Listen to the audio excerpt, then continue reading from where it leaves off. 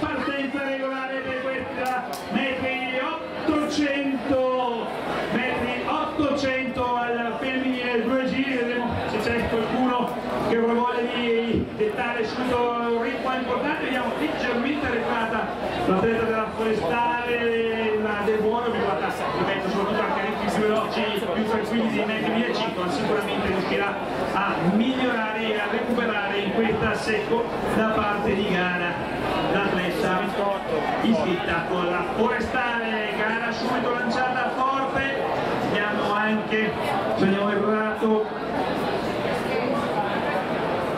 davanti a tutti, non sappiamo, vedremo qua quando saremo sul rettilineo principale. Applausi intanto per queste ragazze meravigliose, ritmo importante anche qui nel finale.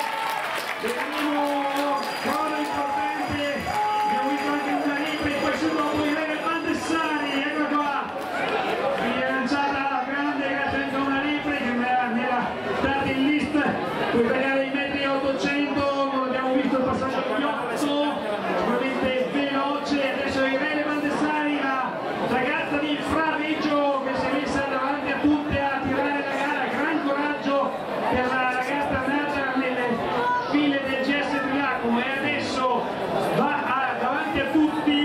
Giusti Cavallero passa davanti a tutti al passaggio dei metri 600, ma viene superata in curva, tiene duro l'atleta iscritta per la Cuspide Renica Cascina. Vediamo a 3 la battaglia sull'esterno del Buono, sull'interno Franchitti e poi le altre. Vai Marta! Vai Marta!